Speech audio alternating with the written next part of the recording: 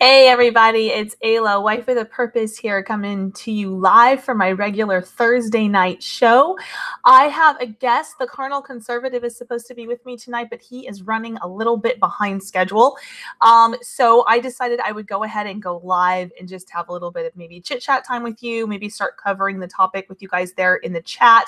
And then hopefully he's got the invite, so hopefully he will just hop on in here in a few minutes, but I wanted to make sure we went ahead and started the show on time tonight, and I wanted to make sure that I got in as much time as possible because I need to kind of really keep on schedule tonight. I've got a lot going on. My bedroom door is open tonight. You might see children. My littlest guy has a runny nose, so he's not really going to be happy without mama, so he's going to kind of probably come in and out as he just did during the show, and I will probably have to take toys from him and, give him toys and take different things from him and put him on my lap and things, and he will probably want to nurse, so I will probably just turn my camera off. So if my camera is off, you guys know what's going on. So let me switch my screen view over here so I can see the chat. And so today's topic is about, I wrote it down as Occidental Sovereignty because I'm trying to word things carefully. As we know, we've got some word police there at YouTube, and I just wanted to make sure that everything was above board as far as how I was wording things. But basically, we're going to be talking a lot tonight about the concept of an ethnostate. And it's very funny because it's such a controversial thing to talk about when it comes to, white people, European people, but it's not considered at all a controversial thing to talk about when it comes to any other people on the planet. And so, that's one of the curious things about this topic and why we have to word it. If I was going to talk about, making Wakanda a reality, I just really wouldn't have to, adjust my wording at all. I could talk about a Black ethnostate all I wanted. But so Carnal Conservative is somebody who contacted me, and I'm not exactly even sure I have no idea what his positions are. I don't know if this is a discussion or a debate, but once he gets here, but he wanted to talk about how to achieve an ethnostate. And so this is one of those things where we have to talk about, I would hope that we would first define what an ethnostate is. I think a lot of people are confused about that. I think a lot of people confuse that and thinking that it's some kind of like pure Aryan, Bavarian phenotype, Nazi utopia or something like this. And not at all. Not at all. I mean, an ethnostate to me just means a homeland for white people. I mean, that's all it means. The same as it means for Japanese and Nigerians and, Venezuelans and everybody else on the planet. So hopefully him and I can define some terms and we'll talk about it. I'll wait a few more minutes and see if he gets here. He's only about 5 minutes late at this point, so it's not too big a deal. And then if he's just going to be very late, I'll just go over my talking points with you guys there in the chat. But until then, if you guys have any questions you want to throw up in the chat, we can just kind of chit chat here for a minute, leading up to the Carnal Conservative coming on with us today. So let me look through here at the chat. James Edwards says, "We love you. How was your day?" I actually had a really great day. Thank you. It's super cold where I am. We had some really warm days, and then now we've got we had a little touch of snow. So we've got that almost spring wind where like the wind chill factor is like -11 and it feels like knives. So we've been hunkered down inside for 2 days for the most part, which I'm not loving because I was really loving being outside. But other than feeling a little cooped up because of this brutal cold wind we've got going on and a bit of snow flurries, I am doing really good. We're getting over a cold in our family. It's just kind of cycling through everybody, but it's a very mild one. As most of you know, I lost my voice last week, but the kids just have runny noses and it's been pretty good so far. So all good that way. Let's see. See if there's any other questions here. Lacey says, love your hair. Thank you. Yeah, I actually just had a little bit of extra time tonight. I'm usually rushing to end dinner and get cleanup going and then going straight into the show. And I had a little bit of extra time and I thought, what can I do that's fun? I'll do my hair. So thank you, Lacey. I appreciate it. Is the ethnostate a social construct? Ooh, that's a good one. I would say yes and no. I mean, obviously, there is some social construction at this point that needs to happen in order to achieve that for European peoples throughout the world, simply because it's been what was naturally our homelands and what were the communities that we had built have been, dismantled over the past 50 to 80 years. Okay, that might have been an email from my guest, so let me double check this. But the yes on that is, or the yes in that it's a social construct, and the no, it would be that no, it's in our blood, right? Who we are, our nation, nation coming from the same word as natal. It's in our birth, it's in our blood. Okay, so my guest says he's not seeing the invite, so I'm going to send that to him again. Just see here, I'll tell him. I will send it again. Okay, so sorry, I just do a little housekeeping here. My baby's going to be a little grouchy because I'm not picking him up right this second. Invite person. Let's see. Make sure I've got his email here right. I'm going to really be multitasking during this show. At gmail.com. Okay. Oh, there we go. Stop that. You're doing it wrong. That's not what it is.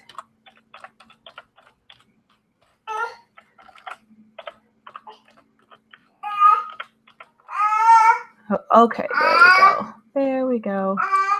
Okay, so now I've sent it again. Hopefully he goes ahead and gets that, and he can join up with us here in just a second. Let me get back over here to the chat. Let me pick up my baby. Okay, he's gonna kind of want to be in and out, and I think he's gonna want to nurse here just a sec. So somebody told Lacey, "Hey, hail June Cleaver." I love it. Oh, that was Bruno, the European Doberman, regular guest here. Oh, wonderful. We have a super chat. Church of Terra Santeria. How can we best mold society into letting us have all white clubs and condos, as I believe it's a good first small step towards the ethnostate? Yeah, I agree with that. One of the first steps towards helping our people and our current situation is that we need to be, we need to make sure that the laws in our country allow us sovereignty, everyone. And that goes, I feel for African Americans living in America as well, should have the right to live in the communities that they want to live in, and they can afford to live in, and that they can build. And, so that is an important first step, because right now we do see that the government interferes with people just flat out being able to live where they want to live. They purposely diversify white neighborhoods. So it looks like my guest is with me. Hello, can you hear me? How's it going? I can see your icon, but I cannot hear you. You still can't hear me? I'm not sure. Excuse me. Sip of water. Is it? Can you hear me now? Hear me? Oh, I can hear you just fine. Can you hear me? Nope, maybe not. Maybe we're having. Well, on my screen it shows that my audio is working. I do not see the audio from you, so I will give you some time there to set it up. I'll get back to the chat. Excuse me, guys. I still have a little bit of a dry throat there. But back to the Church of Terra Santeria's question: how do we do that? And I think that we need our men to be involved at the political level. Obviously, we need to be getting into things like city councils and places that make those decisions. And we need to be electing people with our values and running people with our values for a lot of local positions, so that if some group in Texas or some group in Minnesota or whatever says, hey, we want to have a ethnically European enclave, that, you know, we're going to build these condos, these townhomes, this gated community, whatever it is, and have our own space, that they're legally allowed to do that. And that would be a great first start. And so I think really, again, I think it gets back to the grassroots level. I think for us women, it's about having those discussions with other women and other families in our homeschool groups and our friendships on Facebook, on YouTube, the way that I do, and on Twitter, whatever it is, whatever platform that you have, to have those discussions and to help disseminate the information. And I think it's up to our men then to try to attain positions of leadership, even, you know, and just look at what is the next step up from where you're at. I mean, maybe even it's just getting a promotion at work so that you're, you know, now the boss, or maybe it's starting your own company so that you're now the owner and you have some more job security, so then you can run for city council, you know, whatever it is. I have a friend whose husband was a landscaper, and he went back to school and he got a degree to teach. He taught for a year, then he went to graduate school, got a graduate degree. And after that, I believe he worked another year, if I remember correctly. And then he ran for, I think it was city council. I can't remember, one of those seats. And lovely guy, very active in the community. Him and his wife both were lovely children. You know, they're very much an all-American family. And so a lot of people knew him in his community. And so, you know, he got elected, and they don't have particularly our politics exactly, although they are conservative. They are a conservative Christian family. I don't think that they have our politics, but needless to say, this was a few years ago that I knew her. You know, just look at what's the next step. So this guy was a landscaper, and I think, you know, within 5 years, he was sitting on his city council, and we can start doing that, particularly our men who are very outgoing, those that have good personalities, you know, that have a good handshake and a good smile, and are real salesmen that way. Definitely do that. And for those who aren't, for those who are more, the men who are more like withdrawn, quiet, kind of, maybe you're more the tech guy, see what you can do. Maybe you can be helping get these guys elected. Maybe you can be working for them or donating some time and that sort of thing. Okay. So, thank you, Lacey Lynn. You are too sweet. $5 from Lacey. Plug our show. Yes. Truly Traditional Homemakers. We will be on with Ayla next episode. And I now have a better mic. Yeah. So that's going to be, the 12th, which is a Monday, which is this coming Monday at, 7 p.m. Central.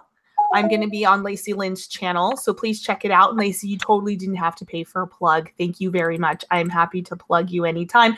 But yeah, she's got a wonderful show she's just started called Truly Traditional Homemakers. And we're going to have a great discussion. I'm really looking forward to it. So definitely check that out. Looks like my guest has been trying to drop in and drop out. If you're listening, I still haven't been able to hear you at all. So it's always technical difficulties, isn't it? Yes. Oh, sorry, not live. No. Yeah, it's not a live show. Sorry, I'm going to be on with Lacey. It won't be on at that time. Sorry, we're recording at that time. Thank you, Lacey. I apologize. And then she'll put it up once it's edited. I apologize. But that's when we're recording it. So hopefully it'll be up fairly soon after that. I'm just so used to everything being live all of a sudden, you know. Oh, she says, unless I can get the others to agree to go live. You know, I love going live because I don't have to edit. Editing is just a nightmare for me with my kids. You know, it's really tedious, and it takes a long time, and it takes a lot of my focus. And so I love doing the live because I don't have to edit. But the other thing about live is that it's just really popular right now, and you can engage with the chat and everything. And I really appreciate that. I like that. I enjoy that myself as someone who produces shows, but I also enjoy it as somebody who watches shows. I absolutely love, I mean, I've just gotten to the point now where if the show isn't live, it definitely takes a back seat. Like when I get on YouTube, I have a moment to be on YouTube. I love being on the live shows and a live chat, like interacting in real time with people in the chat, as well as the people hosting the show. So That's definitely become a very popular format here on YouTube, and I like it. Oh, Can you hear me say that you guys can hear him. Okay, well, hold on. Hello. Let me get my baby put down here. I tested my earphones before I got on. I'm just gonna, I mean, you guys will probably hear this or not. I'm not sure. I'm just gonna play a video really quick to test my headphones. Maybe my baby pulled on them and they came out or something, but I tested right before I got on. I understand entirely. So I'm just gonna play the first video that comes up on YouTube. Yeah, okay, so they're working for me. That's really funny that you guys can hear him. Yeah. Bizarre. And I can't. That's really bizarre. Okay. Let me look at my I'm glad settings. they can hear me. A chat on my. There's usually like a little chat here on. No, that's not what I want to do. On my Hangouts, but I don't see it. Yeah, on my Hangouts, it's still not registering any audio for him. And it is registering, and it is doing the little bloopy loop loops for my audio. Yep. How curious. My speakers are on. It's working if I play a video. I don't know. Oh my. Well, this is a technical difficulty I've not come across before. Oh, bother. Oy vey. Okay. Well, and I don't have, where's the chat? Oh, there we go. Let me get in the chat here. Or the YouTube chat. Hold on, let me ask you guys over here in the live chat first.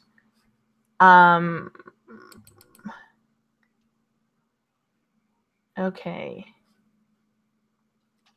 Can you guys let me know in the chat? Can you guys hear him when he's trying to get on and off? It must be muted for a specific thing in Windows. That is my guess, says Clayton. Oh my. Well, how would that have happened? Oh gosh. Well, I am really, if you can hear me, Carnal Conservative, I'm really sorry. I have no idea. Okay, that's just the mute and unmute thing there. So let me, well, now I've muted him and I can't unmute him. Oh, that's rude. Oh, there we go. Can I unmute myself? Yes. Well, he asked if he could do his questions here in the box. Yeah. Okay, hold on. In our chat box. Wait, can you hear me yet?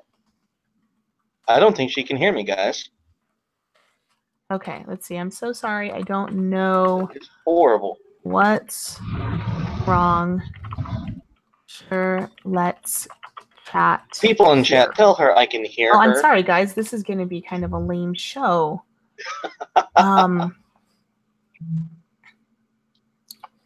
You know, it might just be that my kids like hit some button or something when they were back here doing their homeschool today, or something bizarre like that. I support homeschool, but my wife could not hack it. We are okay. Hold on.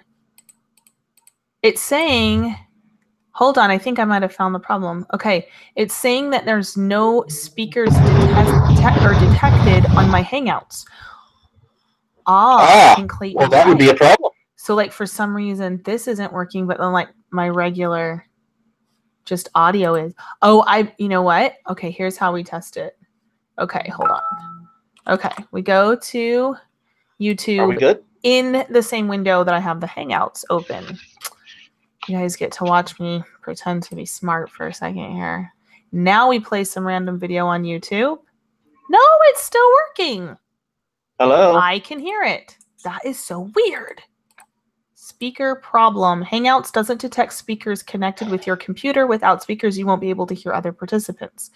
That is so bleeping bizarre. Okay, hold on. I'm just gonna like plug and unplug my headphones just really quick. Or maybe I could just even plug in my speakers. It might echo for a second, but then usually my mic adjusts. So let me put my baby down and check this out. Go ahead.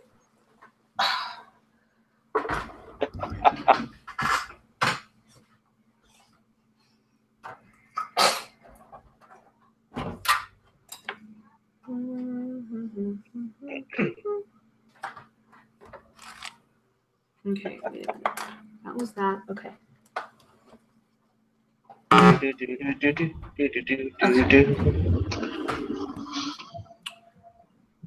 Now let me check the settings. Nope, it still says speaker problem. What? Well, I know my speakers are working for sure. This is horrible. Oh, wait, I just heard a noise. Did it work? Oh my gosh, it worked. Okay, let me turn down my speakers though, because that's going to be way loud. All right. Nice. Okay, let me turn it down. This is so strange. I don't know why. It's still saying that I don't have speakers detected on my Hangouts, but okay. So it's Google's gulag. Welcome. Yeah, exactly. Okay, so alrighty, so let's go ahead and finally let's get this show on the road. Yes. Well, thank you for coming on the show, and I will just, since I have been speaking this whole time, I will just let you come here and say what you want to say. Ask me some questions or whatever we're gonna do. Okay. This is actually a hilarious story. I am an admin for the Liberalists on the Liberals page. It was kind of a group formed by the ideas of Sargon of Akkad, saying we're going to be activists for classical liberalism. And on the Twitter, because I got control of the Twitter, much to the United Kingdom group's horror and dismay, this American Texan running amok on Twitter, making fun of alt-right individuals. They were thoroughly embarrassed. But the reason that I found you was because I got in hot water for posting the following tweet. I will gladly debate the alt-right on the conditions that, and I'm listing qualifications for things that I want from the individual that I debate on, the ethnostate, and all this wonderful things. I say, 1, he is married to a white woman. 2, has at least 6 biological children. 3, is of proper Aryan, white stock. 4, has a concise 3 or more point plan to enact the ethnostate in at least 15 years.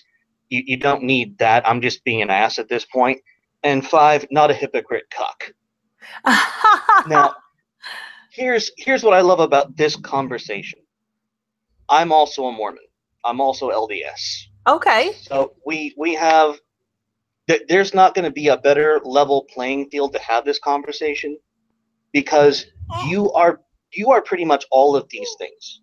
You live your principles, you live your values, you want others to have what you have, and that's awesome. You are my steel woman in terms of discussing the ethnostate, why it should be, why it perhaps shouldn't be, and just. My primary question that I sent to you first on Gab was, how would an ethnostate be achieved, and how would it be? Oh, did I lose you? Oh, that's shoot. A lot. Oh, you were breaking up there for a bit. I couldn't hear you. You said, how would the ethnostate be achieved? And then it broke up. And how would it be better per se than a civic national society if racial policies were enforced?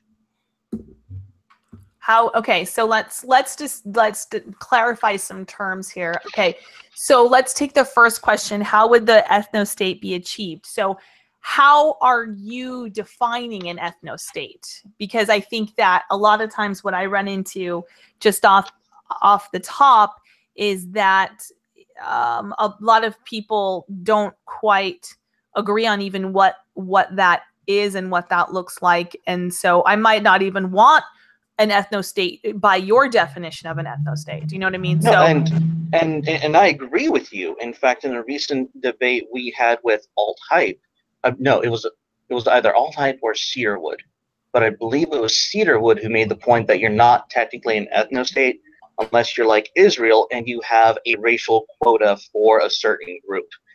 I'm not sure if that's what you're advocating for. Okay. Well, I sort of am in a way. I don't know about a quota per se, Well, But he says 80 or 90%, and I'm like, well, that's pretty damn high.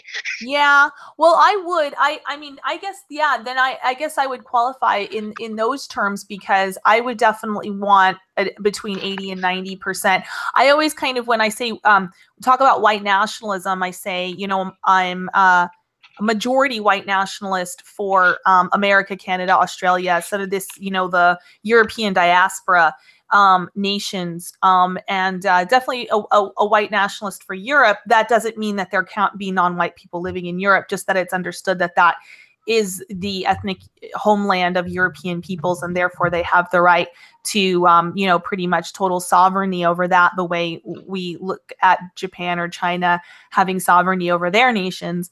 But then, yeah, I understand that for places, again, like Australia, Canada, America, that those are different, a little bit different, in that they were not originally established as exact. They obviously aren't an ethnic homeland for white people, but they were And established what's really strange is we want to say that America was an ethnostate in the 1950s, or up until the 1950s, despite the fact that we, of our own volition, immigrated migrants from Africa for the intent of slave labor.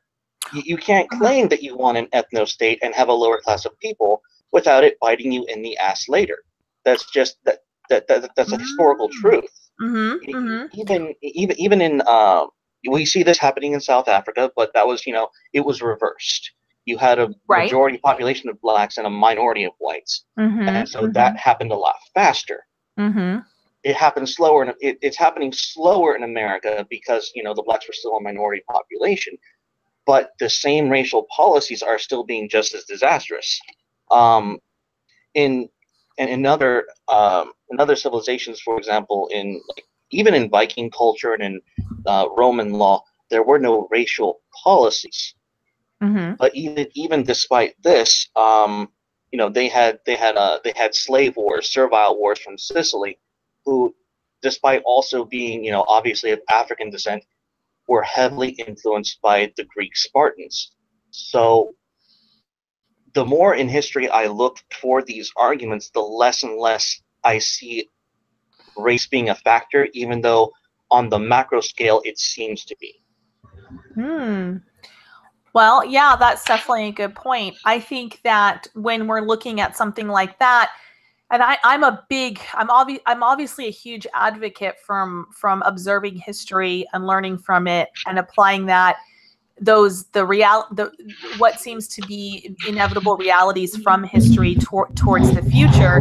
But then also what we're looking at when we look back at those nation states also is that we live in a time of different transportation and different interaction on a global level than obviously they had.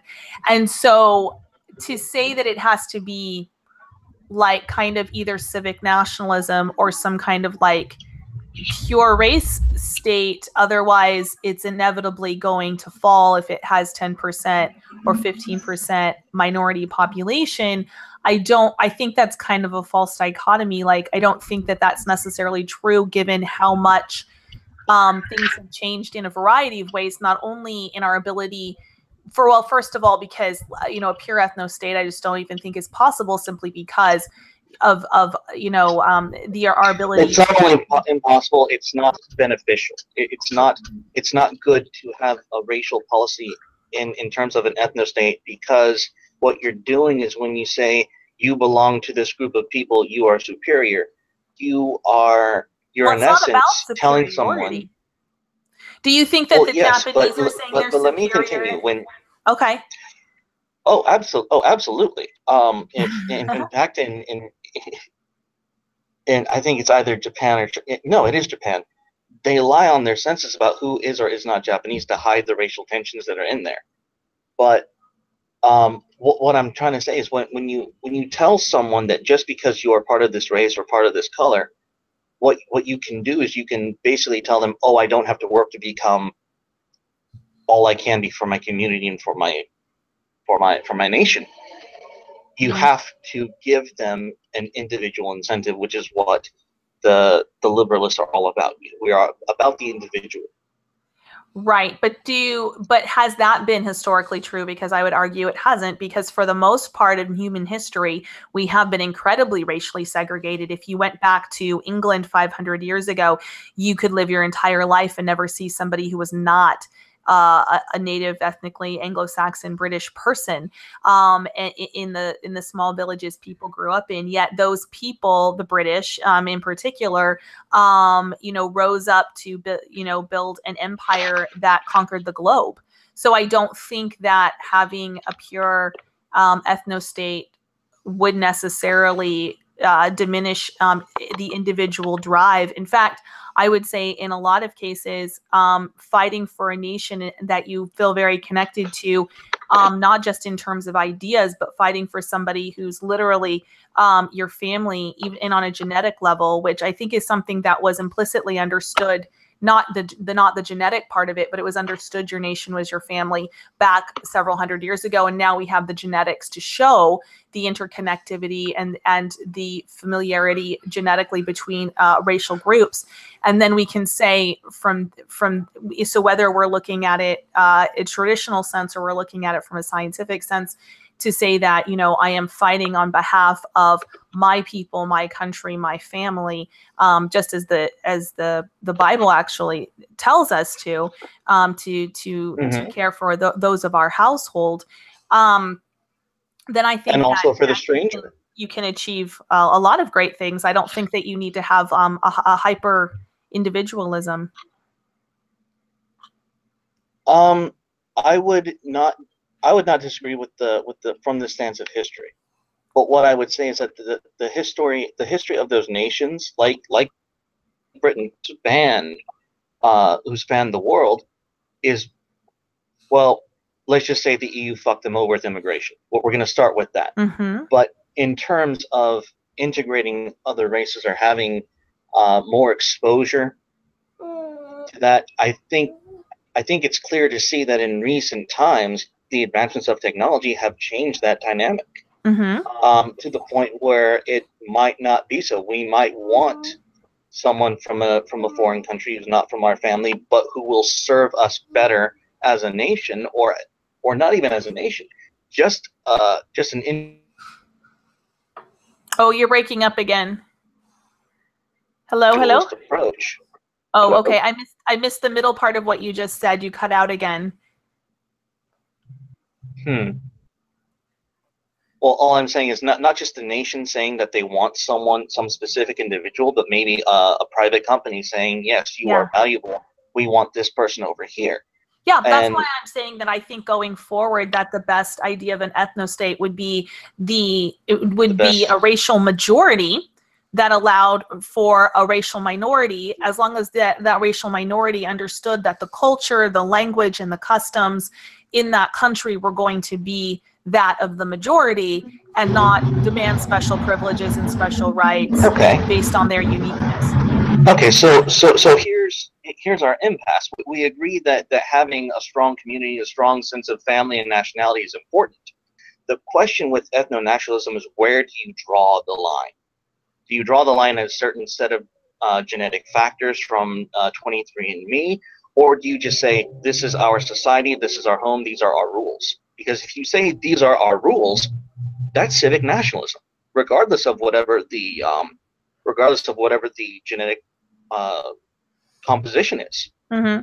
Well, because, go ahead. Sorry. Because my whole deal is, if we as white people establish a rule of law that we expect to be honored, our sin is not letting people in and wanting to kick them out. Our sin has been letting these people in and not holding them up to our values. Well, definitely, I would agree with you there. I would say that that's still civic nationalism. That's still civic nationalism. Well, I would ask you: would you consider the Amish and Old Order Mennonites to be in and of themselves like an ethno group, or would you consider them to be a civic group? Oh, they are a civic group. They are not united based on the color of their skin. They're colored based on a religious belief. Yes, but then Yeah. Okay, go on. Oh, sorry. So they kind of say this is our space and these are our rules and this is how we live our lives. Now, are there any Black people that convert to being Amish? Not that I know of. I mean, they've been very exclusive in their landlock, but that doesn't mean that a Black person cannot go into their land and adopt their culture. Yes, they could, but has anyone ever done it? I'm not sure about the Amish specifically, but I know of other predominantly white religions and cultures where, yes, Black people have joined. Right. And another example I'll give is recently in America, I've become aware of the reality of when I meet a modern African migrant coming to America, for whatever reason, the modern African migrant is far more able to integrate into American society and be successful than native Black Americans. Yes, that's actually that's a very curious thing, which is kind of, I don't want to get off too much on the weeds. Let me bring you back. We could talk about that in a minute. Let's come back. So my idea of an ethnostate looks a lot like the Amish and the Old Order Mennonites, and here's why. It is a set of rules and it's a set of values. Those rules and those values tend to overwhelmingly appeal to one race, and that would be white people. And I would even say it more specifically, the regimented austerity of the Amish appeals even more specifically to very Germanic people. That isn't to say that other people aren't allowed to convert to Amish, or other people haven't gone and lived with the Amish. And if you go on YouTube, you can find shows where people, send teenagers, wayward teenagers and things like that to live with the Amish in situations like this, where you can see that overwhelmingly the white children integrate better into that society than do the Black teenagers. However, there is a case of an Asian woman who became Old Order Mennonite. So then you can see on a micro scale in the Amish community what plays out on a macro scale in the world, in that there are certain values and ways of living that appeal to white people that also have a small overlap with Asians. We tend to get on better with Asians, culturally speaking, in general. And there's going to be a little bit of overlap, obviously, with Latinos and whatnot.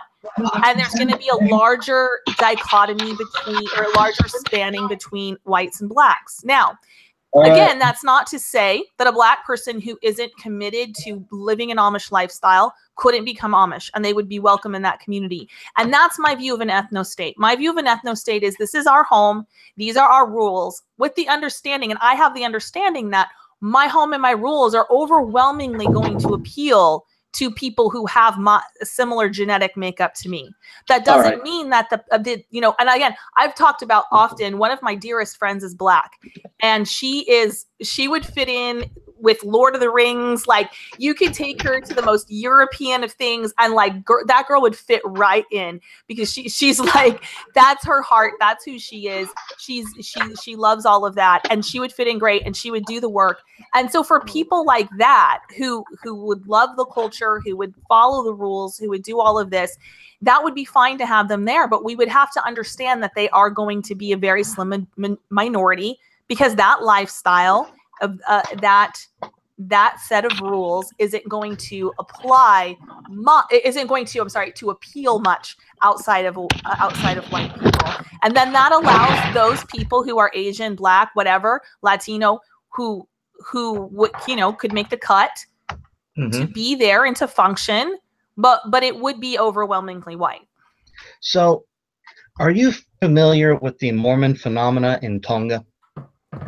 Not especially, no. I mean, I obviously know that there is that the Mormon Church is growing very rapidly amongst Tongan and it's not cultures. No, it's not growing rapidly. We are the majority. Okay. Tonga, the Kingdom of Tonga, is 60% Mormon. Mm-hmm. And it's especially curious because the Kingdom of Tonga is the last true monarchy in the world. There is no legislative power limiting the power of the King of Tonga. the Mormon Church is not the state religion of Tonga. Mm-hmm. Now, by your logic, your case rests on the idea that you would also agree that Mormonism is also, like the Amish, a white-based religion or No, system of belief. no, I actually wouldn't argue No? that for Mormonism. I think that Mormonism is going to appeal I've more. had several. I have had Sorry? several ethnos tell me otherwise. Um, But no, I wouldn't, when we get into religion, I wouldn't, obviously, no, the Amish I was talking about not in their in theological practice, but in their everyday life practice, because it is so vastly different and so regimented, as I said. But no, I would argue that most religions, even Christian religions, you probably are going to appeal mostly to white people, but obviously, Catholicism took over in Latin America among for lack of a better term, like the Aztec, the Indians down there, and the mestizos population very well. Obviously, in fact, I mean, gosh, South America is holding on to Catholicism better than any white nation that I know of. very So true. I would say that theology. See, here's where I'm coming from. If we're going to get into spirituality, the gospel of Jesus Christ is for everyone. We're all God's children. So, I mean, the Mormon church or the Catholic church or a Calvinist church or a Protestant church flourishing in Nigeria, Africa, Tonga, China. I mean, I'm not surprised by that. Of course it is. It's true. I think Christianity is true. It's the word of God. And any of God's children, when they hear that message, are going to very naturally resonate with it. But I will say this, that when I lived in Utah, the ward that met after my ward that I attended for the last 2 years of living in Utah was a Tongan ward. And they culturally looked and acted very different than the majority white wards. Now, that's not to say that they weren't they were passionate about the gospel. They loved Christ. They were, as far as I know, very good members of the church. From everything I could observe, they were following the rules and, living the word of wisdom and had temple recommends and were taking care of their families. But they did have a lot of different cultural practices, such that they had a specific Tongan ward meeting the way they have Spanish wards meeting, because culturally they got together a little bit better and things flowed a little better when they got, when they had, it wasn't that there was a huge Tongan population. Like, it wasn't, there was a big neighborhood right next to me that was Tongan and they just drew the boundaries around that neighborhood. No, it was specifically a Tongan ward. And again, we see that now Mormonism is one of the most integrated religions, particularly as far as church attendance, because you go to church based on where you live.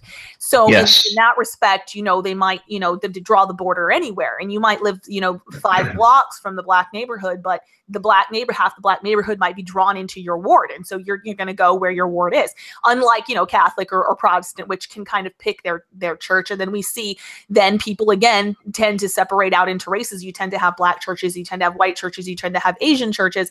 And even within that, something like Catholicism, for example, that has all of these little off branches, you have, the Slavic or the Ukrainian churches and the Greek church and, things like this. They even further delineate between those where the populations are high enough to do so. And, in churches like Catholic churches where maybe there is, a very small population, they're Greek and Slavic, well, they'll all go to church together until the population grows. And if the population grows amongst the Greeks and Slavics such that they can, bifurcate and form their own parishes, they tend to do that. And they divide again along ethnic lines. They don't divide around geography or any, what block they live on or who works where or any other any of those sorts of things.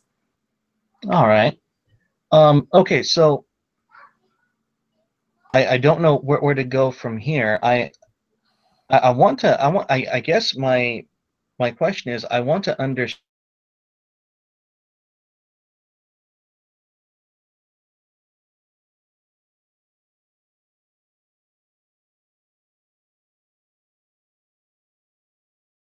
seconds, about 15 seconds or so. I'm sorry. You had just started talking and it cut out.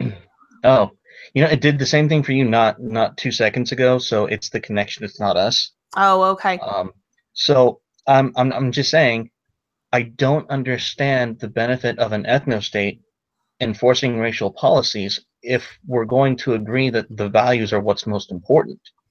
Well, But we're trying to go towards the same goal.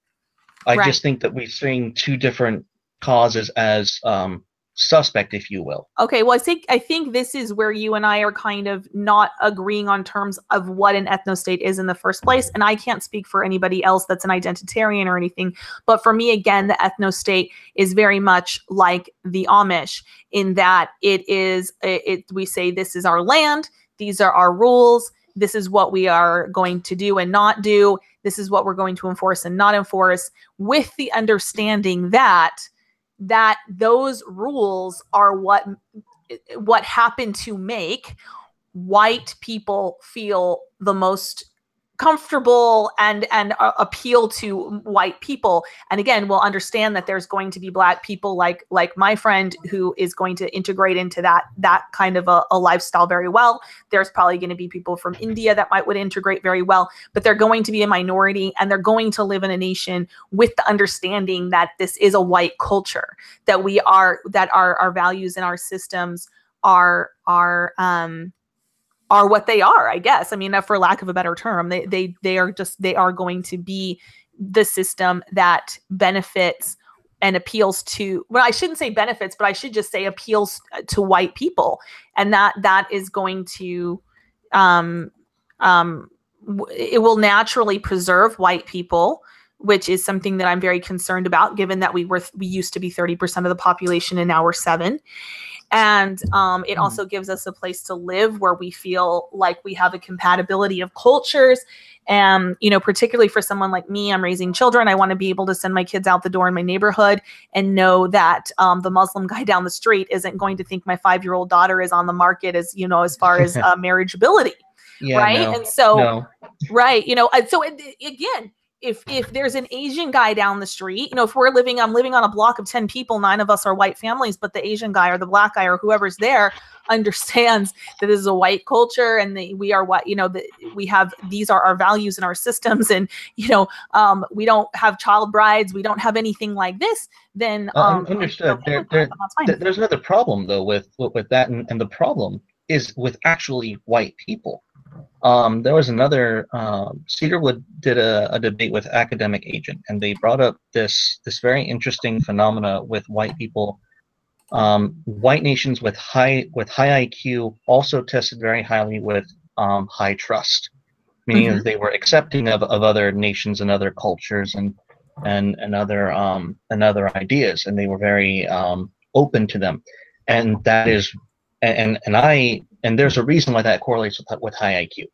Because you're more easily to adapt and innovate and create, and that's truly the mechanism combined with IQ that made us, the British Empire expand and the American economy boom was that combination, and just our drive towards individualism and just exploration on those ideas. The reason why it's detrimental to an ethnos or an ethnostate or something where white people are supposedly looking up for themselves is we're going to take the path of least resistance when it comes to benefiting ourselves. We're not going to do, like, for example, I'm not going to say your definition of an ethnostate. I'm just going to say those ethnostates which were described earlier. I think that your definition of an ethnostate is not that different from my definition of a civic nationalism. It's not that different. In fact, if you were to go back to the history of classical liberalism, that is technically a predominantly white philosophy, but it was equally applied to everyone for those living in those nation states. And it was those principles and values that made those states flourish, regardless of their genetic composition. Now, the reason why it's relevant that we have this relationship between high IQ and trust is because, for example, if an ethnic policy were put in place and you were to say, get rid of the majority of the Hispanics and the blacks, what would happen is if you were to do that tomorrow, you would raise the prices of agriculture and services like hotels, kitchens, food would skyrocket. And yeah, within 5 years, I don't agree with that though. I understand you don't, but some Yeah. of the other people on your side, Richard Spencer, Alt Hype, Cedarwood, they do. And they say if we implement this tomorrow, it'll be for the greater good. And what they don't understand is that white people, in and of ourselves, will revolt it. We will turn it away because it's not in our own personal best interest to do so.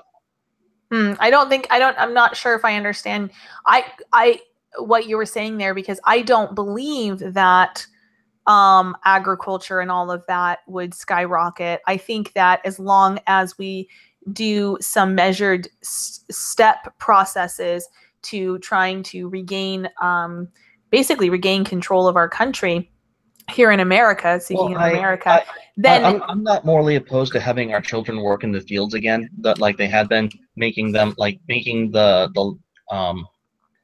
what's landscaping a summer job, like making having that used to be a kid's job. That used to be some kid's gas money, his allowance for the week.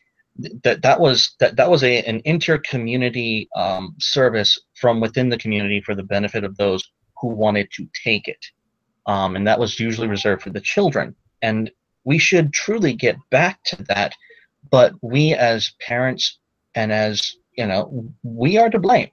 We are to blame for letting that slip through the cracks. We would rather resource it to someone who knows what they're doing rather than teach our own children what hard work is. Oh, I agree. I think that's our responsibility. Yeah. That the people who are adults now, and then obviously our parents and even our grandparents. Oh, I was perfectly spoiled. I'm going to admit it. I don't have the hard work ethic I should. And I was too. I've spoken about it on my show a couple of times. I was given a car when I was 16. I mean, it wasn't a brand new car or anything like that, but I was given a car. I was given gas money. My dad paid my way through college, not graduate school, but he did pay for my undergraduate, and so he thought he was, again, he was doing it because he loved me and was trying to give me the best and give me all the advantages. But, it took me, oh, sorry, my phone is buzzing. It took a very long time for me to realize what a good, honest day's hard work is. And I still struggle with that because, again, and life is so easy with technology and everything as well, that we've lost a lot of the work ethic. And that goes back about 6 generations. Actually, if you look at it, it does. It goes back about 100 years. Now that we've just, we slipped just a little bit each generation. And now we're at this point where, kids are just the kids today that are, teenagers, they've for the most part been very spoiled. And even for parents like myself who are trying to not spoil our kids, it's really hard because the world exists as it is. I can't exactly just tell my kid, well, you go run 50 laps around the yard just so you know what it's like to work hard. I mean, he's going to look at me like I'm insane. And it's bizarre watching going to your kid's science fair or whatever, and you realize your child's not competing with other kids. Your child's competing with the kid's parent. And you're like, no, I made my kid do this themselves. Screw you. So no, there is that true disconnect that we've done. Yeah. Is it really fair that we're putting this burden on the minorities who moved in? I mean, we need to get our own damn house in order. Oh, we certainly do. But yeah, but part of that is, reversing some of these wrongs that have been done in the past, and certainly that specific part of it is not necessarily, a guy who's a migrant farmer in California, his problem, but he needs to go home and he needs to take care of his country, and we need to take care of our country. Oh, I don't know if you're still there. Oh, okay. No, I'm still here. Okay. I was processing it, and I'm like, yeah, well, all I'm going to say is let California sink into the ocean, and we'll take it from there. California No, may be too far gone. You're right, but I don't know. California is too far gone. There's no if. Yes. I moved from California to Texas for a reason other than, marrying my wife.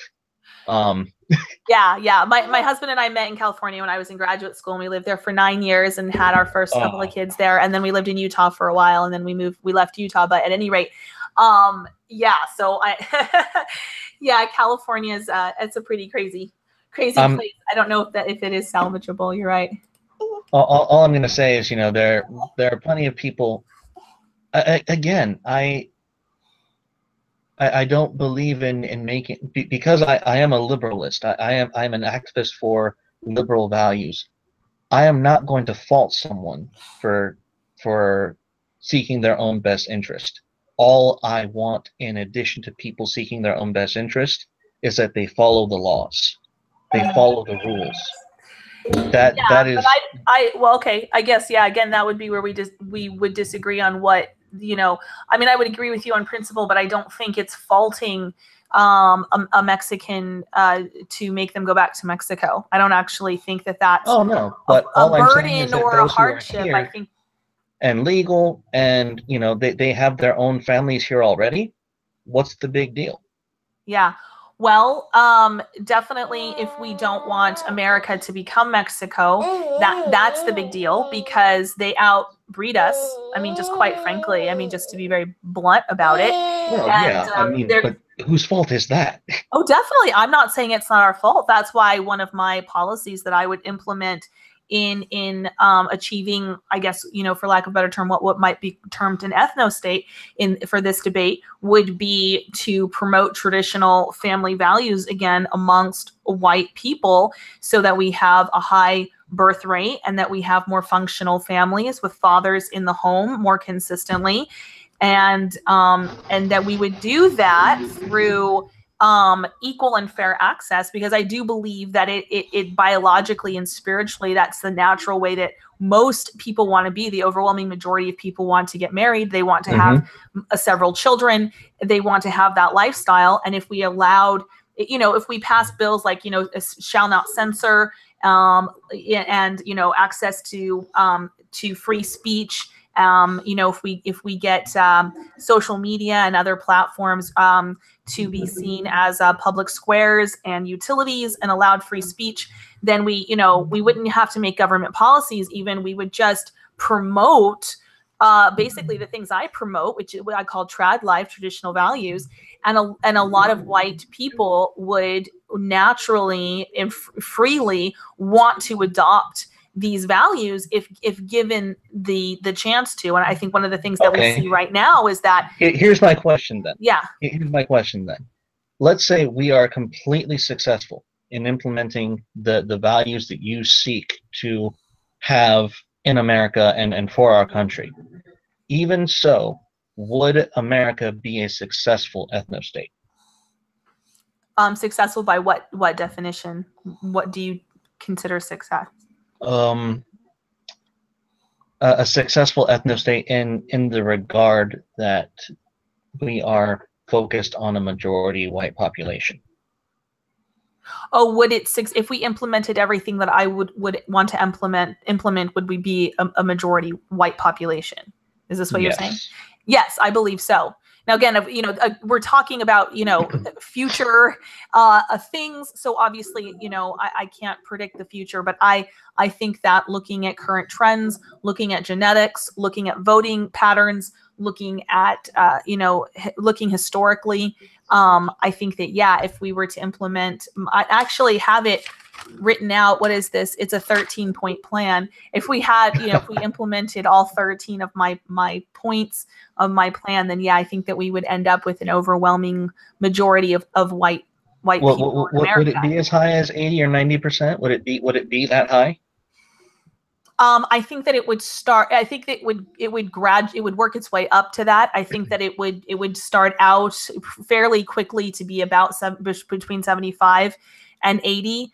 If given that, you know, it's kind of hard to find out how many whites are currently in America. You know, I've looked it up and you get different things, but if we're at about 67%, which is what I've seen most recently, if that number is true, then I think that within, you know, 10 years of my implementing my policies, you know, you would definitely see at least 75 to 80%. And then going forward, as we did things like withdrew the welfare state, and you know, weren't incentivizing low-income people to have babies. And that includes, I mean, that's not just Blacks and Latinos. It's not just the stereotype there. It includes non-functional white people. If we withdrew the welfare state, and I agree with the welfare state, then let the birth rate, basically what we want to do is flip the birth rate right now. The birth rate we have is, you know, we're going towards that movie Idiocracy. I don't know if you've ever seen it, where we're incentivizing dumb people to have babies, regardless of race.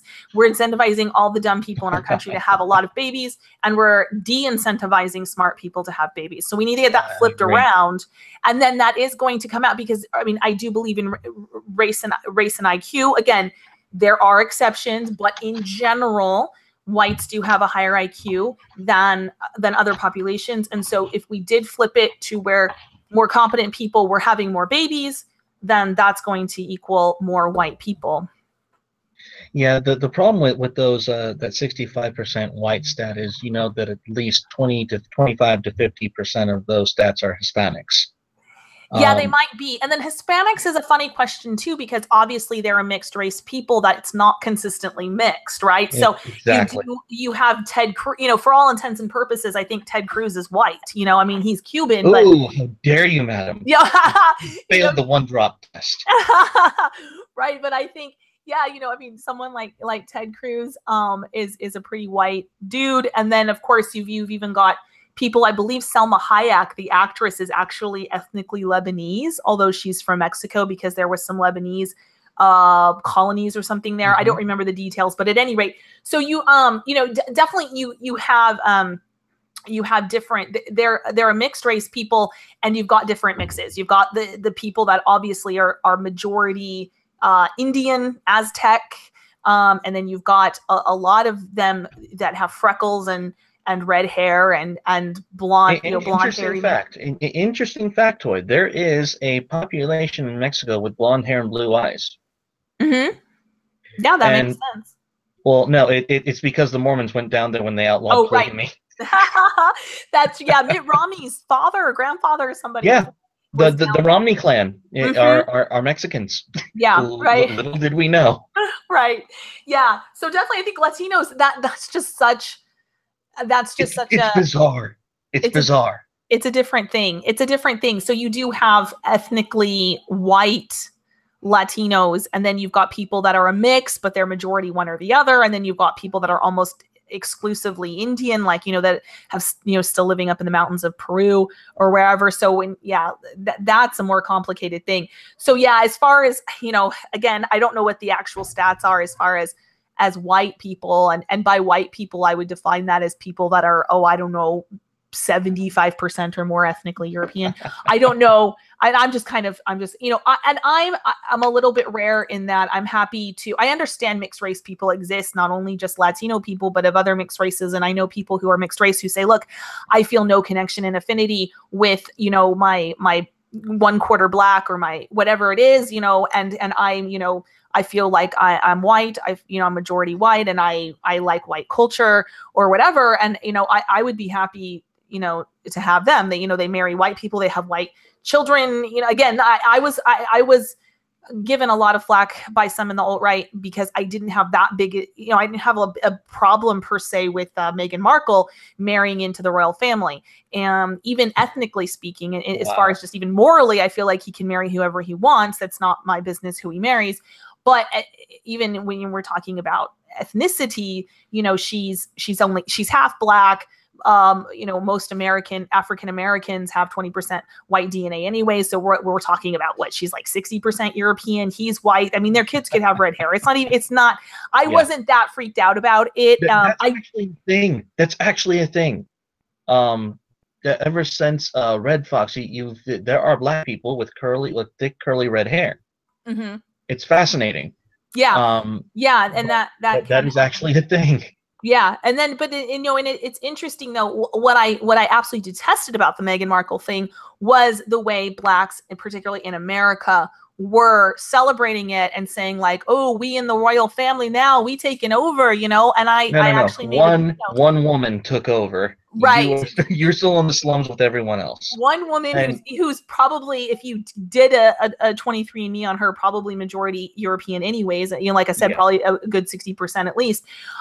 You know, that's, but the way they treated that, you know, whereas in the reverse, if you had you know, the King of Morocco marrying a white girl, like a Grace Kelly kind of a figure, blonde, blue-eyed, lovely white girl, and white people took to Twitter and were like, "Oh, you know, Morocco about to go pale up in here, y'all. Like, we's gonna take over." Like, everybody would be like, "Oh my gosh, that's horribly racist." White people Actually, no. There is a phenomena in Brazil where the darker great grandmother or the grandmother encourages her daughter to marry a whiter man, so that the children will be whiter. Yeah. And it's seen as kind of like their culture of beauty and standards of beauty. And I'm not that keen on it either. But the true reverse of the whole black thing, and you know, them getting into the royal family, is I am equally disgusted by immoral white trailer parks. I mean, we have our own problems, and I'm not going to put myself as like the color of my skin or my genetics as, you know, the end all and be all, because it isn't. We have garbage too. I don't put mine as the end all and be all, but I do say that it is important. They are slated for extinction. You know, if you look at demographic trends across the world, you know, whites used to be 30% of the population. Now we're 7%. By some estimations, Ireland, for example, is going to be majority non-Irish by 2040. So that's going to happen in my lifetime. And so, for things, you know, so things like that, that's what I say, look, you know, right now, what we need to look at this from two different perspectives. So there's not only the ethnostate, there's like, you know, getting to a place in the future where, you know, we have the rules and the society and kind of a cultural cohesiveness again in our world that we want. But there's also just the immediate thing of white people are going to disappear off the planet if we don't do something, and we have to do something now. And I think that it would be, you know, and again, I've said this multiple times. This is actually, you know, I used to be a liberal. This is a liberal position. I'm coming at it from my you know, my days when I was in the Free Tibet movement, and I was boycotting China because I wanted them out of Tibet. I wanted Tibetans to have sovereignty, the same way, and I want Arabs out of Ireland. I want Ireland to stay Irish, you know. So this is another thing. And Ireland. No. Immigration is completely something else. And as far as the whole immigration debate goes, I mean, close the borders, lock it up. Yes. I mean, that to me is still a civic national duty and position. That is a civic national value, as far as I am concerned. Yeah. Because, you know, we even though we're civic nationalists, we still deserve to have a national identity. And when you let people with other identities and other values, and they deteriorate the national identity, and that is still unacceptable. Right. Yes. Well, I think that for people such as yourself, for liberalists, civic nationalists, and for people, I would, you know, call myself more an identitarian and an ethno-nationalist. I think, though, you know, on a Venn diagram, our circles are overlapping quite a lot, and we're agreeing on, probably, at least you and I seem to be agreeing on a vast majority of things. And so I'm always a kind of a big tent thinker, and I'm really happy to work with a lot of different people, you know, towards commonalities and common goals.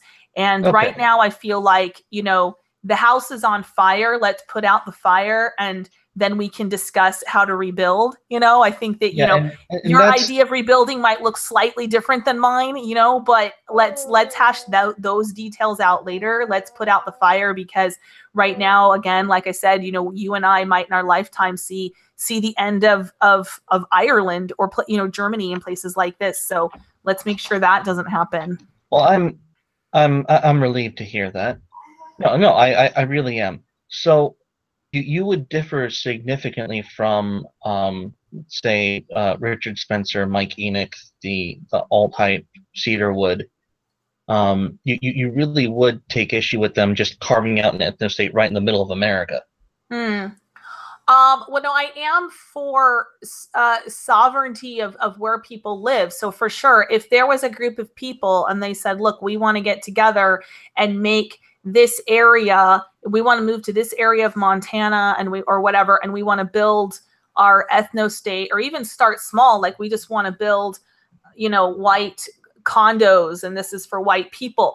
I'm totally fine with them doing that. I am also totally fine with Black people in Alabama getting together and saying this is a Black neighborhood in the Black space and we want this for Black people. I'm also totally fine with that.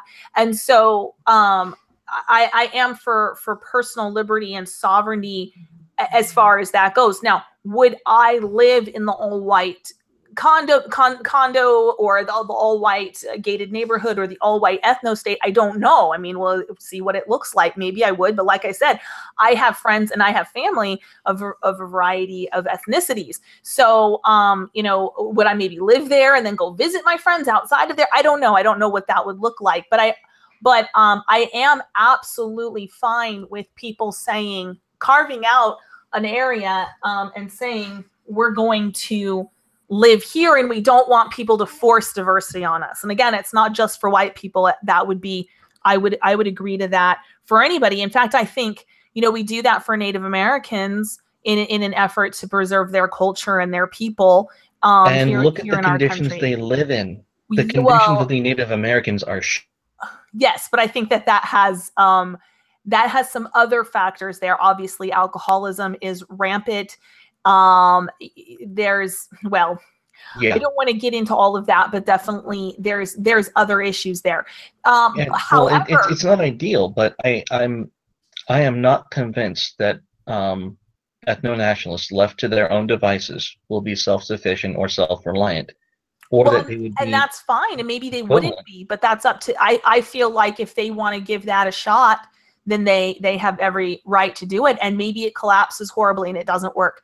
And maybe it's wonderful and it thrives and it works wonderful when they're putting people on Mars. I don't know. It could go extreme in either direction, or it could be kind of somewhere in the middle. Ethnostate on Mars. Yeah. So I don't know. And again, all I can do is kind of look at current projections. I can look at history and kind of try to extrapolate things out and look at it. But I definitely, again, I'm totally for the sovereignty of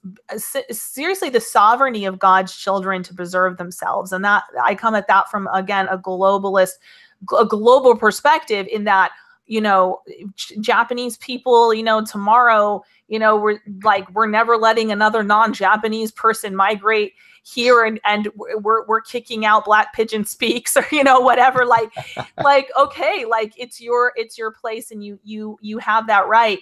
And again, if Richard Spencer and Mike Enoch took a group of people and carved out some space up in Montana or again, wherever, I just say Montana because I know that he lived there and has family there, but I'm just using that as an example. But or if they took over a little area and say this is our area, whatever, and that has been tried before. Nietzsche's sister tried that with her husband. They tried down in South America to create a white ethnostate about 100 years ago, and it didn't work out. No. Now, there's a lot of reasons that it didn't work out. It could have, the reasons could have been racial, but they could have been other things. But I don't think it was wrong of them to try, and I certainly don't think that it's wrong of Spencer and Enoch and those guys to try if they wanted to. I think that's fine. No, let them try, but just try it away from the strongest nation that's been ever built. I like the values that built this nation. Mm-hmm. I love those values, and I will fight for those values. I do not agree that those values should inherently favor one race. Those values are made to promote those who live the values. Mm-hmm. Well, and as long as those values are being lived and exemplified, whoever the strong emerge that practice those values should be rewarded. They should receive that that do merit and reward, regardless of what they happen to look like. The fact that most of them are white to me is just, happy coincidence. But they could be, like, for example, up until the New Deal, whites and blacks had a very comparable income and crime rate, actually, and they were also comparable for marriage. So I think that most of our problems are not on the surface ethnic. They are, in fact, in a problem of the values of our policies, which the New Deal brought into effect, which was basically the welfare state. Well, I would definitely say that had a lot to do with it. But I would also say that if you look at Africa, no democracy has ever lasted there. They have thousands of years of history, and they tend to favor a certain style of being. And they tend to create a certain absolutely society. Right. You are absolutely right. Yet those Africans who today are successful in migrating here to America are more successful than the Black Americans who are, for all intents and purposes, ethnically American. Yeah. Well, and I wouldn't want to cause a brain drain. Now, see, this is another problem with just with focusing too much on with not okay, because I think that there has to be a middle ground there on declaring that that we are wanting to preserve whites and white people because they're worthy of preserving, and if we don't implicitly do that, then they're going to go extinct. And then there's also the idea of setting up rules that do allow for some minorities, but we know that are overwhelmingly going to favor white people. And then there's the idea of those minorities, though. If we're allowing just anyone who kind of like just an IQ test or something like this, and well, if you have over 130 IQ, you can come to America. Well, then that takes all of the high functioning people out of Africa. It takes all the people capable of changing and evolving the nation and bringing them to ours. And you can argue that that's not fair, and I would agree with you. But what we need to first decide is whether or not all the people that we're taking are truly those of that kind of caliber of IQ. We might not be taking people over here on basis of IQ, and I'm fairly certain we're not. We're still in the Obama Clinton era diversity lottery. Oh yeah, we're not right now. I'm just saying a hypothetical future where we. No, I mean right now, just the diversity lottery of the African migrants who come here are outperforming the native blacks who are here. That is a testament of virtue over genetics, in my view. Maybe and maybe not. I think that I would need to look into that further, because obviously if you have, again, a high percentage of Nigerians or Ethiopians coming over, they tend to have higher IQs and higher functional societies than people in the Congo, for example, or Somalia. If I recall correctly, I'm trying to remember the nation. The gentleman that I met at work. I used to work security. Actually, I worked security for the stadium that the Cowboys practice in, the new Dallas Star. Mm-hmm. He came from a bordering nation of Mauritania, where it's the nation with the highest percentage of slaves, like Northern Africa kind of nation, somewhere where you would never suspect someone with high IQ to come from. And he by no means was a rocket scientist, but he was one of those chosen to come over. And you could tell he had a hard work ethic about him. He was very diligent in his work, and but the quality of person that he was from this Northern African nation that was clearly it bordered Mauritania, and it was Mauritania is that nation where slavery, like 1 in 25 people are slaves in Mauritania. Mm-hmm. So, and he happily informed me that was not due to blacks, that it was due to the Muslims. Mm-hmm. And I suddenly realized, yes, okay. So we need to validate these claims or these suspicions that we're taking those with high IQ or that where they're from nations known for high IQ. That's not necessarily the case. We don't know that. No, we're not doing that currently. I don't know if we're doing that currently as vis-a-vis the African migrants. Like I said, I don't know what's going on there. But we do have a super chat. Jilly Storm 499. Thank you, Jilly. And she says, Spencer says use race as a sole proxy, not vetting, because at the end of the day, 97% of approved people are going to be white, and it saves you time and money just to say it's an ethnostate. Yeah, and I think that there's some truth in that. I would also say that one of the issues with bringing over people from other countries into America, whether or not they have high IQs or they don't, or diversity or whatever, is that our ancestors sacrificed everything to come and to build this country and create it. And they were very explicit when they said that they built it for themselves and their posterity. And people from Nigeria, people from China, people from Mexico are not their posterity. And I do think that there is an element of honoring the system that our ancestors created and what they wanted in when we're talking about immigration and who we allow in the country. And on that note, the majority of Americans are not descended from the founding fathers. We're not. They're not the descendants of the original Pilgrims or those who participated in the Revolution. And, well, I mean, that right now, that might be true because like we just said, whites are what, 67, 65%. And maybe there could be up to 20% of that being counted as white could be Latino.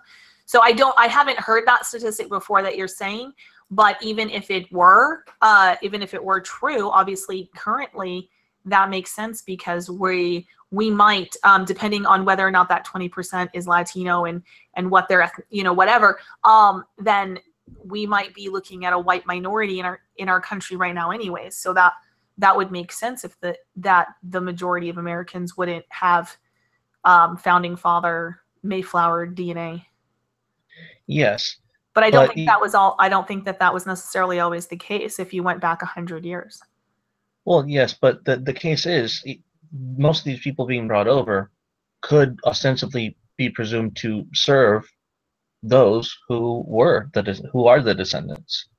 They're serving the successful, the capitalists, the old money and the new money of our economy. That's who they serve. That's the reason they're being brought over here. I hope, or I would certainly that would be my ideal. It isn't. Yeah, I think they're being brought over currently just to as voters. I think that no, I'm completely against that as well. But that's an immigration issue, and again, I would personally relegate that still as a civic national issue. But the point is, just to say that we're here to preserve the posterity of the founding fathers is just too much of a stretch. I mean, I know one person personally that I know.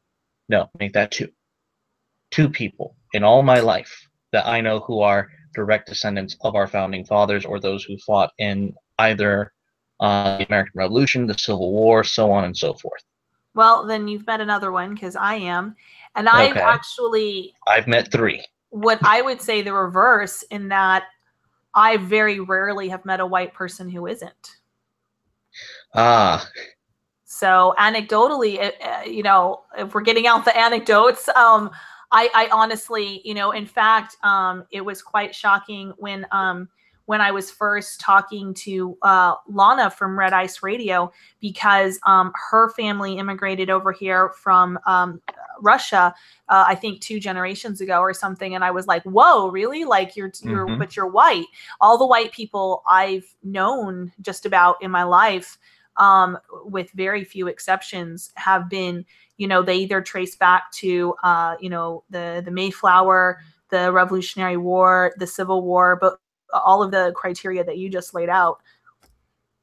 Well, I would say that if you were to actually, and go ahead and make a survey of this, I'm curious to know what results you get. But most of my experience is most people, most Americans are not, even white Americans, specifically white Americans, are not. Most of them are not related to the founding fathers or the two great wars, the Revolution and the Civil. I would imagine there's a population issue here, as far as are you a convert to Mormonism? My parents are converts. I was raised in the church. Oh, okay. But you were raised in the church, though, and so a lot of the people that you would be associating with, were they Mormon or not, or like the majority? Absolutely. The thing is, I grew up in La Puente, California. That's 20 minutes east of East LA. Okay, right, yeah. So I got to grow up where the old gangsters retired, and I got to watch the children pick up the business. Yeah. And that was fun. I'll be perfectly honest. I had a blast. Yeah.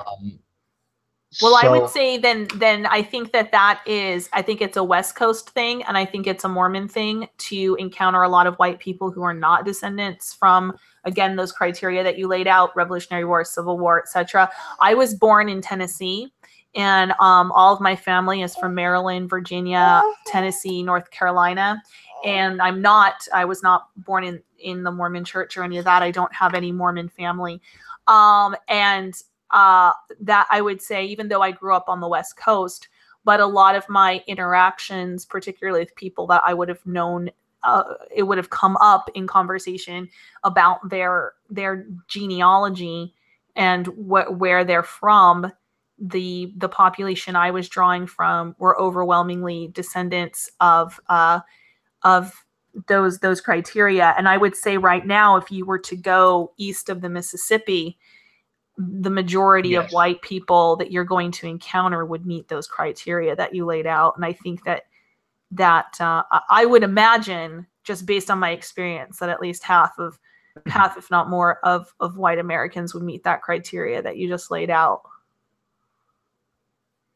But well, again, I would agree with that east of the Mississippi. I would agree with that. But most of the what you might call white majority states, Montana, Idaho, Utah, Nevada, Texas, Colorado, and even Texas is going Hispanic. And Texas has a lot of Civil War history as well, but that number definitely changes as you go west.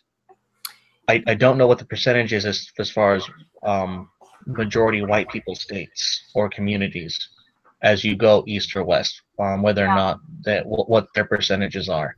Well, I do know that Idaho, Utah, and Nevada and all that whole section is majority white.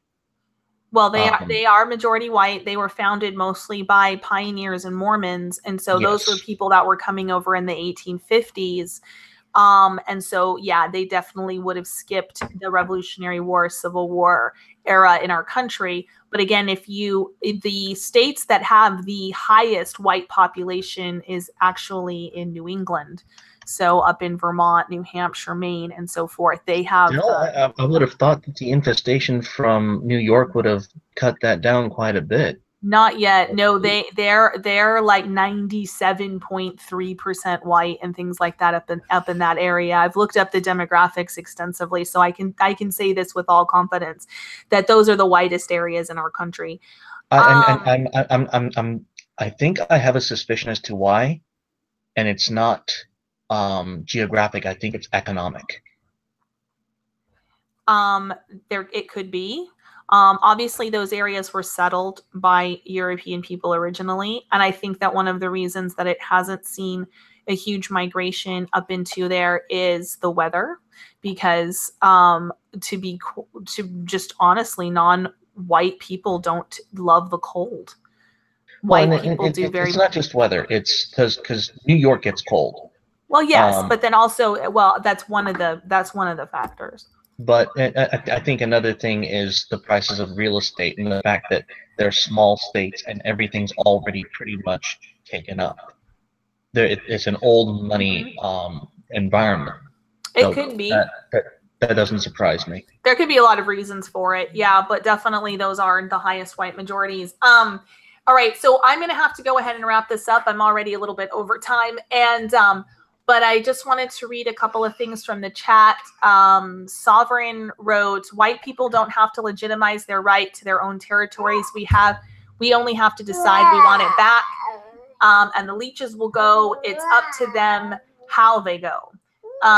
Let's see. Do liberalists offer classes on condensing laughter? It hurts their cause. I'm not exactly sure what that means. Let's see here if we have any more. No one knows what that means. Let's see. Okay, I think that might be the only ones that were directed in general. It looks like. Anyways, so yeah, I would just say that yeah, that I think that for me in closing, for me, there's two ways to look at this, and that is, again, that there is this ideal of a society that we want, that we will build in the future. For right now, though, because we are under such distress as a race, we do need to really wake up and decide that white people are worth saving.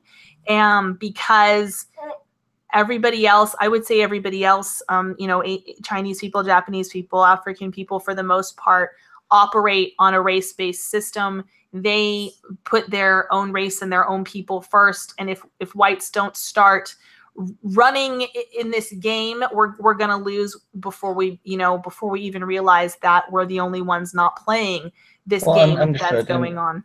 I will close by simply saying that if we as a Western society start enforcing our own damn rules, it won't matter.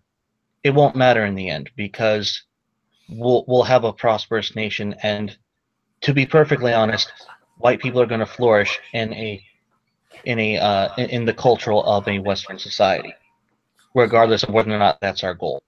And yes, honestly, that is the best way forward, is just reinforcing Western values. Yeah, I would completely agree with that. That's pretty much everything that's on my list for achieving the ethnostate is definitely just enforcing our rules and our values But you don't need the that we have before. You don't need the ethnostate if you just have the values enforced. Yes, you don't need it. I definitely want to hold it within consciousness that preservation of the white race is something that's also valuable and important. So that's why I would still term myself an ethno-nationalist, and I would, even though, again, like I said, you and I overlap. Your version of civic nationalism overlaps with me, you know, quite a lot. On a Venn diagram, our circles would be almost overlapping entirely. But yes, I definitely would still call myself an ethno-nationalist. What's that? White people become weaker when they don't acknowledge that family is war.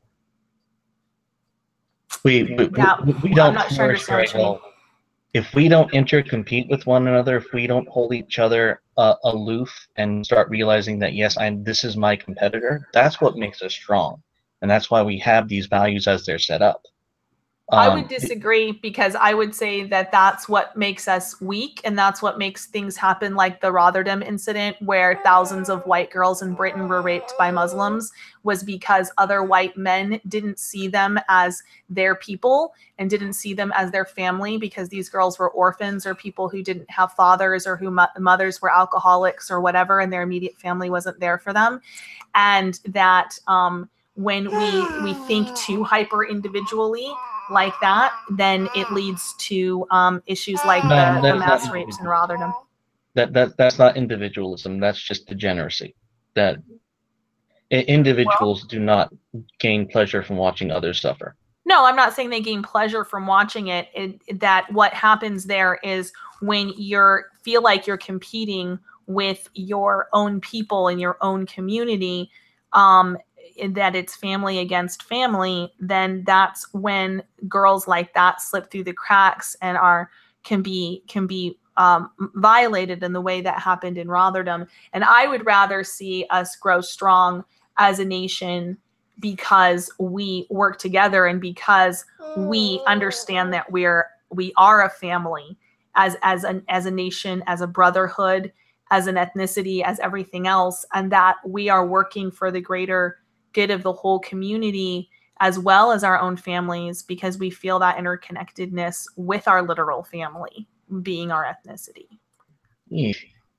I don't see the connection with white men looking away as girls are being raped as being that friction that creates that white men help create among themselves that increases competition and vibrancy. I don't see the connection. I see the connection because I think that, well, maybe I misunderstood what you said, but I think that when we are thinking about ourselves as individuals and we're not thinking of ourselves in certain collectives, then we... Oh, no, you misunderstand. When I say family is war, I mean within the confines of the family, sibling rivalry is healthy and acceptable. Mm-hmm. And it's that sibling rivalry with the values we hold that makes that has truly made the West the best. That is what has made us the powerhouse that we are. And we do need that level of individualism. I don't think that competition is what leads to men watching other girls get raped. That's completely... Well, I'm just saying that, I think that what I'm speaking to. Hyper individualism, if we don't see ourselves as connected to other people within our community, is what leads to things like Rotterdam, is what I'm saying. So that would be my fear if we're looking at our family and our nation in too much in a competitive manner, too much in this warlike manner, then that's when the child down the street is, becomes not my problem. Is what I'm saying there. That's what I would be worried about. Too much hyper individualism leading to, and I'm very individualistic. I mean, my ideal society would be very libertarian. It's just that I understand that that a libertarian society is mostly only appealing to and compatible with ethnically European people, and that's just a statistical reality that I have to deal with. As somebody who would want that sort of level of freedom. As I said, to me, that's a civic national issue. It really is. All right. Well, I'm glad that we agree on so much, and hopefully going forward, more people can agree, and we can start kind of trying to fix. There's a lot of different messes that our country, America, is in, and a lot of different messes that a lot of Western nations are in right now. So hopefully, however we get there, we can work together and try to clean up some of these messes. But thank you so much for coming on tonight. I really appreciate it. And I'm going to go ahead and end the stream. I want to thank everybody who was here in the chats, and I want to thank the people who donated in the super chat. I really appreciate it. And thank you, everybody, for putting up with hearing my baby in the background. And I hope you guys have a wonderful evening and a wonderful rest of your week going into the weekend. And I will see you guys again next Thursday. Thank you so much. Bye-bye.